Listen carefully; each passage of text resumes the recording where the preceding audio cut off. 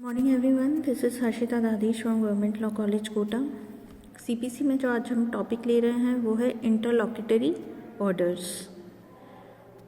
Order 39 में provided है इंटरलॉक्यूटरी orders. Order 39 rule 6 to 10। Order 39 में ही हम प्रीवियस लेक्चर में डिस्कस कर चुके हैं टेम्पररी इंजंक्शन। टेम्पररी इंजंक्शन के जो रूल्स हैं वो है rule 1 to 5 and order 39 rule 6 to 10 deals with इंटरलॉक्यूटरी orders. Basically इंटरलॉक्यूटरी orders होते क्या हैं? तो इंटरलॉक्यूटरी ऑर्डर्स होते हैं कि जब सूट इंस्टीट्यूट हो चुका होता है तो बीच में ही कुछ मैटर ऐसे होते हैं जो कि फाइनल जजमेंट तक पहुंचने से पहले, उससे पहले वो मैटर को सॉल्व करना ज़रूरी हो जाता है। तो हमने देखा है कि ये इंटरलॉक्यूटरी order is also a part of supplementary proceeding. Section 94 में हमने देखा था कि कोर्ट जो है वो बिफोर जजमेंट ही कुछ ऑर्डर पास करता है ड्यूरिंग द प्रोसीडिंग्स। उसमें से एक हम पढ़ते हैं इंटरलॉक्यूटरी ऑर्डर्स। तो इंटरलॉक्यूटरी ऑर्डर्स जो हैं वो मैटर को सेटल करते हैं, इंटरवीन करते हैं मैटर में, जो कि फाइनल जजमेंट तक पहुंचने के लिए रिक्वायर्ड होते हैं। तो इंटरलॉक्यूटरी ऑर्डर्स जो है वो ऑर्डर 39 में 5 तरीके के हैं। रूल बाय रूल हम उन्हें डिस्कस कर लेते हैं। सबसे पहले लेते हैं rule 6, power to order interim sale.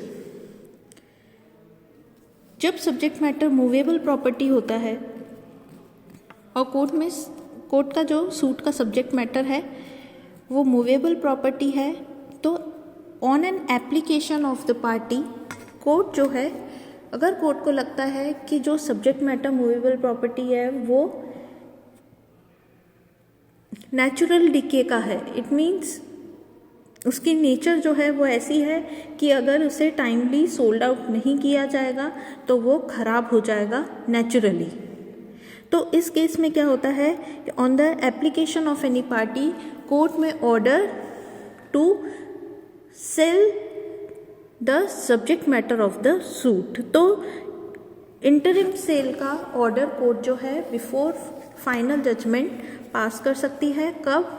जब जो सब्जेक्ट मैटर है वो नेचुरल डिके का होता है। ओके। रूल 7 जो है वो डील करता है detention, preservation and inspection of subject matter of suit. अगर मान लीजिए जो कोर्ट जो है वो रूल 7 में ऑर्डर पास कर सकता है on an application of the party.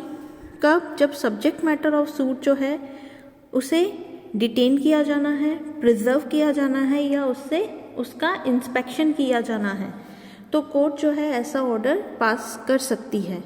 Okay. तो जब ऑर्डर पास किया जाएगा तो कोर्ट जो है वो किसी अथॉरिटी को अपॉइंट करेगी जो कि सब्जेक्ट मैटर को प्रिजर्व करेगी या उसका इंस्पेक्शन करेगी।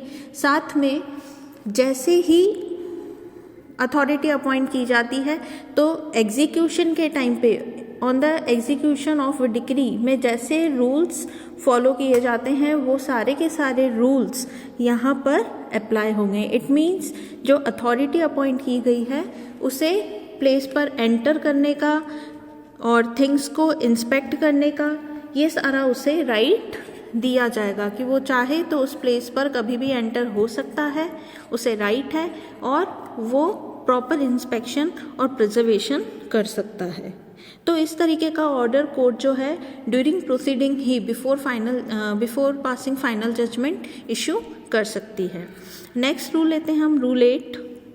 रूल 8 जो है वो सेम जो कि हमने टेम्पररी इंजंक्शन में ऑर्डर 39 रूल 3 पढ़ा था कि टेम्पररी इंजंक्शन ऑर्डर देने से पहले अपोजिट पार्टी को नोटिस दिया जाना चाहिए।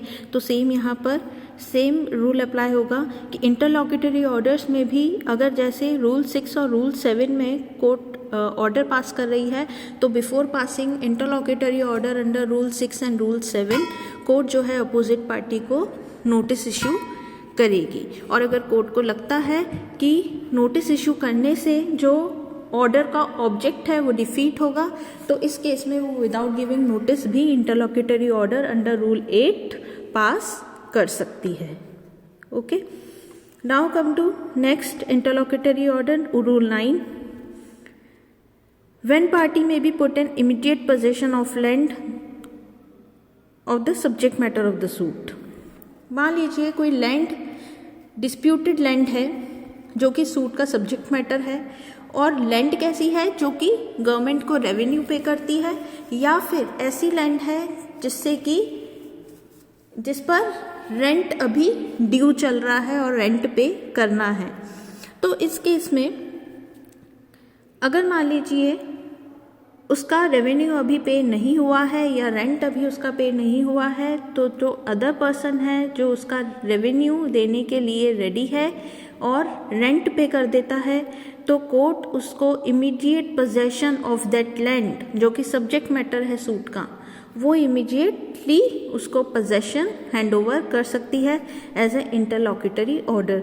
तो अभी तक जनरली क्या होता है कि पोजेशन तभी दिया जाता है जबकि पूरा मैटर सॉल्व हो जाता है, फाइनल जजमेंट आ जाता है। लेकिन सीपीसी में ऑर्डर 39 रूल 9 जो है वो before finally disposal of the suit ही इमीडिएट पोजेशन का order as a interlocutory order pass कर सकती है court. Okay, next rule 10, deposit of money in court. मान लीजिए सब्जेक्ट मैटर जो है वो सूट का वो मनी है, और या कोई थिंग है जो कि डिलीवरेबल नेचर का है।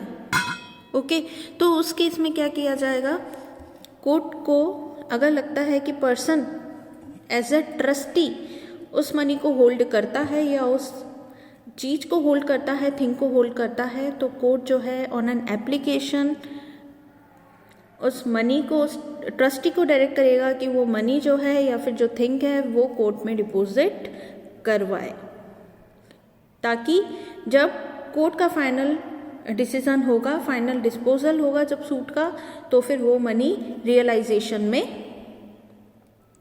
काम आए।